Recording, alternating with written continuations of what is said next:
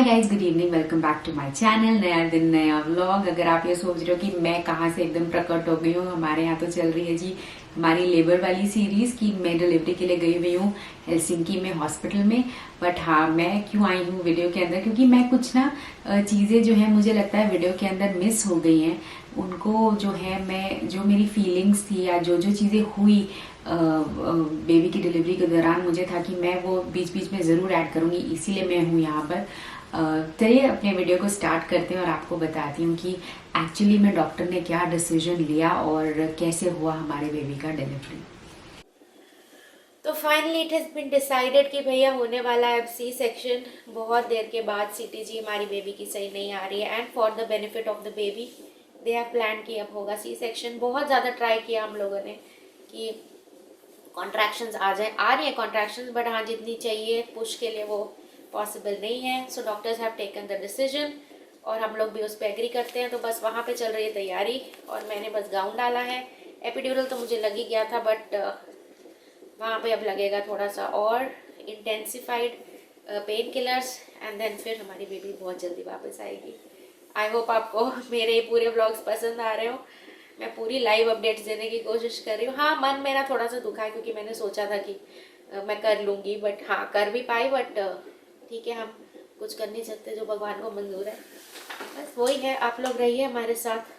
तो अब सिजेरियन तो प्लान हो ही गया था, तो जैसे ही अब डॉक्टर वापस आई उन्होंने मुझे बोला चलिए चलते हैं। और आपको पता है इन डॉक्टर को मैं अपनी लाइफ में फर्स्ट टाइम मिली थी। हाँ जी, यहाँ पर ऐसे ही होता है, जो डॉक्टर अवेलेबल रहता है नाइट ड्यूटी के अंदर या डे ड्यूटी के अंदर हॉस्पिटल के अंदर, वही डिलीवरी करते हैं या करता है।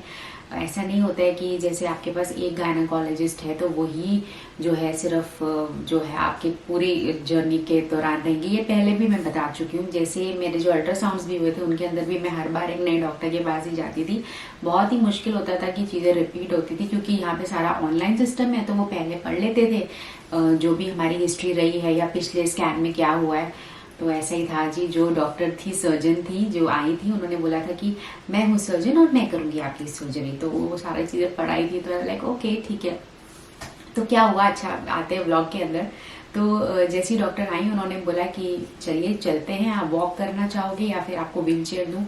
तो मैंने कहा नहीं, मैं वॉक कर लूंगी, क्योंकि जो कमरा था वो बिल्कुल सामने था, हार्डली आई थिंक 50 मीटर्स, वो भी मैं शायद ज़्यादा ही बोल रही हूँ, उतनी दूरी पे ही होगा।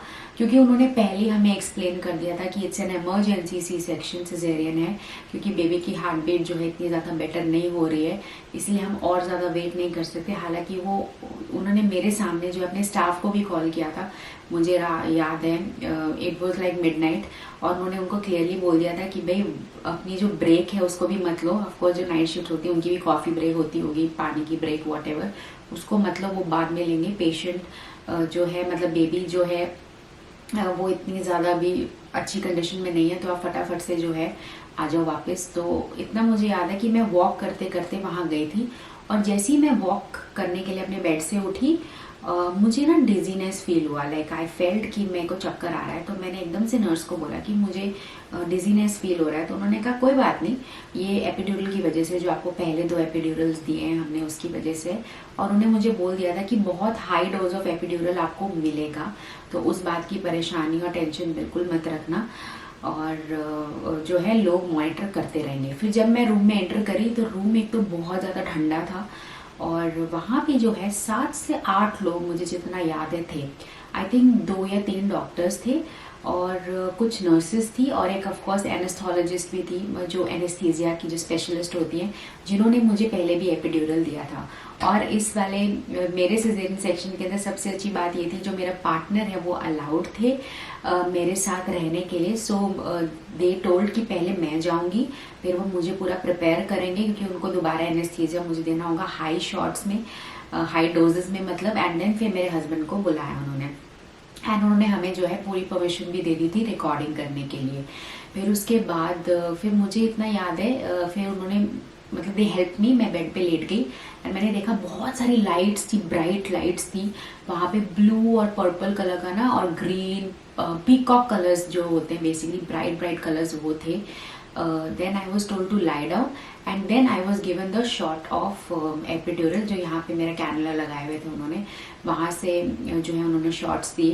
एंड फिर मुझे इतना याद है जो एनेस्थोलॉजिस्ट जो एनेस्थीसिया देने वाली डॉक्टर थी, उन्होंने मुझे जो है कॉटन, आई रिमेम्बर, मेरे पेट के ऊपर 2-3 बारी रब करा and she asked me are you feeling cold, are you feeling cold, are you feeling anything. पहली बारी तो मुझे फील हुआ तो मैंने उनको बोला हाँ आई एम फीलिंग। फिर उसने दोबारा किया, फिर दोबारा किया, मैंने बोला नहीं I am not feeling anything. So that is sorted कि मुझे पेन नहीं होगा, कि मेरी चीज़ें सारी नम हो गई हैं।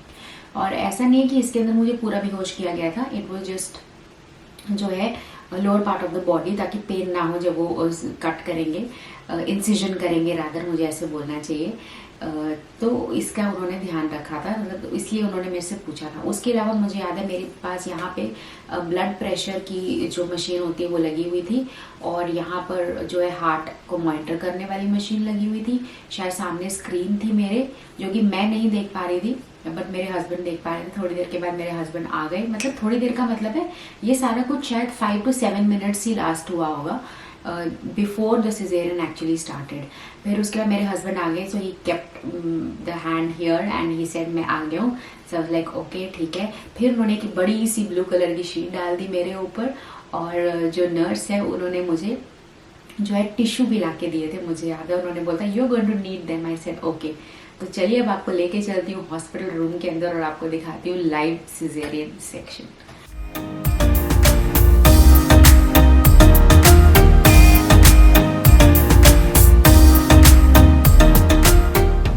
ऐसा नहीं है कि मुझे कुछ फील नहीं हो रहा था, मैं ये चीज़ नहीं बोलूँगी। एक प्रेशर फील हो रहा था मुझे कि कुछ तो अंदर चल रहा है, एंड ऑफ कोर्स पेन तो बिल्कुल भी नहीं हो रहा था। और इतना मुझे याद है कि मेरे हस्बैंड ने बोला कि मेरा जो ब्लड प्रेशर है बीच में बहुत ज़्यादा डिप हो गया था, एंड फिर उन्होंने फटाफट से कुछ तो डाला वहाँ पे, इंसर्ट किया, क्योंकि मुझे बहुत सारे कैनुला लगे हुए थे, ये तो आपने देख ही लिया था। मुझे नहीं, वो सारे लोगों को लगते हैं कि कोई ऐसी इमरजेंसी सिचुएशन आ जाएगी जब आपको बॉडी को मॉनिटर करना और कोई भी चीज़ गड़बड़ हो जाए, क्योंकि आप सर्जरी के अंदर हो, कुछ भी हो सकता है, बॉडी किसी भी तरह से अलग तरह से बिहेव कर सकती है। एंड ये तो एक अंदर से एक एक जीव को बाहर निकालना है, एंड फिर इंश्योर भी करना है कि भैया सब कुछ सही हो। तो उन्होंने मुझे, मेरे हस्बैंड ने बोला कि उन्होंने कोई तो शॉट दिया था जिससे मेरा बीपी जो है एकदम से नॉर्मल रेंज में शूट हो गया था, एंड फिर नॉर्मल वापस आ गया था। फिर बोली थी कि भाई अगर बेबी नहीं रोती है तो हम आपके जो है चेस्ट के ऊपर बेबी को नहीं ला के देंगे, स्किन टू स्किन टच नहीं देंगे बेबी को, जो कि एक फर्स्ट आई थिंक बहुत ज़्यादा इस चीज़ की वेट होती है मदर्स को कि बेबी को जो है अपने पास लाके देख ले, उन्हें गले लगा ले बेबी को, फर्स्ट एक लुक देखे बेबी की। सो शी क्लियरली टोल्ड कि अगर बेबी नहीं रोएगी तो हम नहीं ला के देंगे, मैं उसको NICU में फटाफट ले जाऊंगी। फिर वहाँ पे हो सकता है वो जो भी आर्टिफिशियली ब्रीदिंग देंगे, जो भी देंगे अगर बेबी नहीं रोती है तो चलिए लेके चलती हूँ आपको दोबारा अस्पताल के कमरे में, और देखते हैं कि हमारे बेबी के साथ क्या हुआ था जब हमारी बेबी बाहर आए।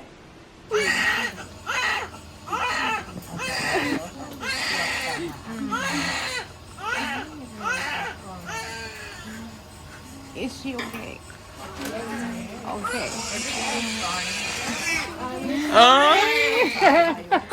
Wow. Oh, thank you. Thank you.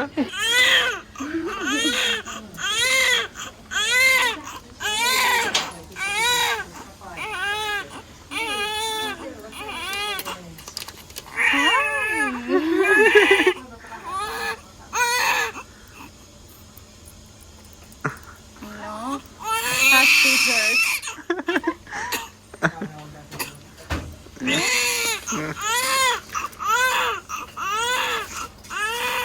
Fingers, all Yeah. toes, Yes. everything is Fine. Okay. and it was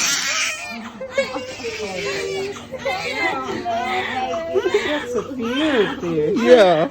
Oh, really? That's beauty to ask her mother. No, no, no.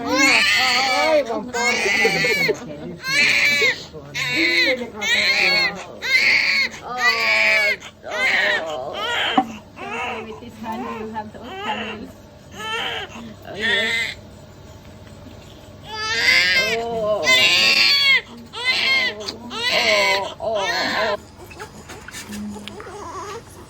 Oh.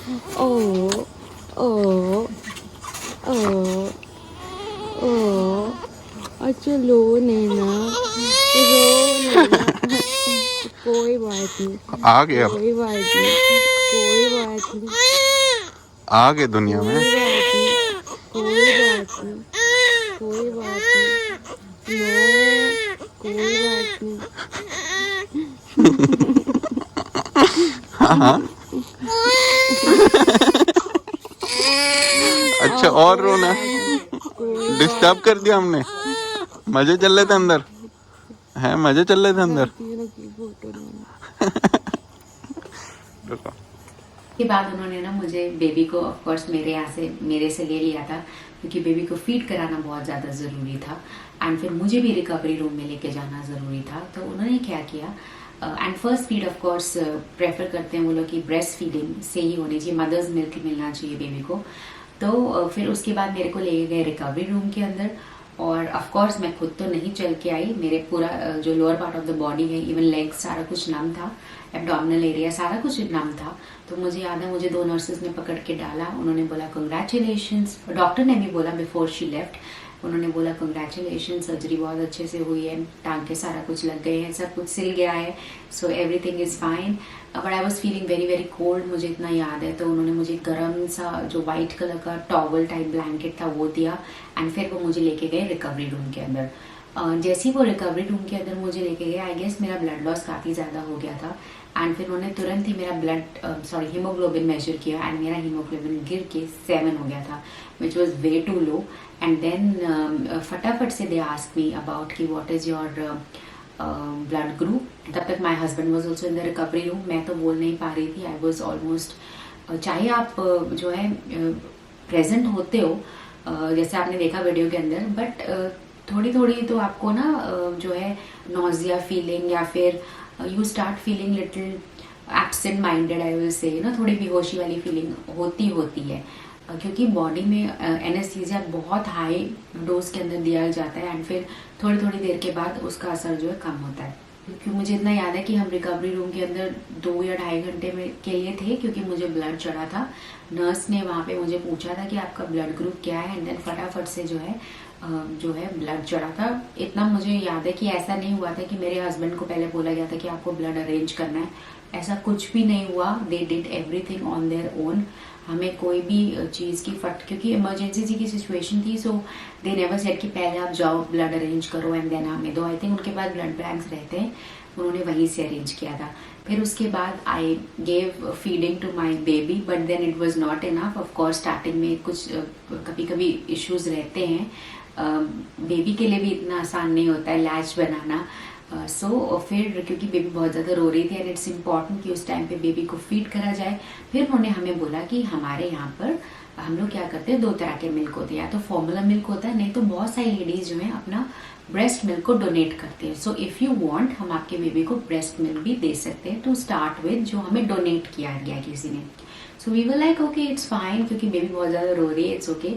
So nurse ने जो है हमारे baby को पहले bottle feeding उन्होंने करी। First I remember first 2 bottle जो है उन्होंने दी, क्योंकि ऑफकोर्स स्टार्टिंग में मेरे लिए भी डिफिकल्ट था, एंड मैं ऑलरेडी बेहोशी वाली ऑलमोस्ट हालत में हूँ, सो थोड़ा प्रॉब्लम था। क्योंकि एंड फिर जो है नमनेस जो है ख़त्म होती जा रही थी, और पेन जो है हमारे सी सेक्शन का बढ़ता जा रहा था। हाँ, जब नमनेस ख़त्म हो जाती है तो क्योंकि सर्जरी हुई है, टांके लगे हैं, तो ऑफकोर्स पेन तो आना ही था वापस। तो चलिए, बस यही थी हमारी बेबी की बर्थ स्टोरी। आगे बात करेंगे कि मेरा हॉस्पिटल के अंदर दिन कैसा था, और बेबी के साथ मैंने क्या क्या नई चीज़ें सीखी। आई होप आपको हमारी ये लेबर स्टोरी पसंद आई हो। प्लीज़ वीडियो को ज़रूर लाइक करें, शेयर करते रहें, एंड चैनल को आपके सपोर्ट की बहुत ज़्यादा ज़रूरत है, तो फिर वो लाइक एंड सब्सक्राइब का बटन दबाना ना भूलें। मिलते हैं बहुत जल्दी एक नए वीडियो के साथ। Bye bye.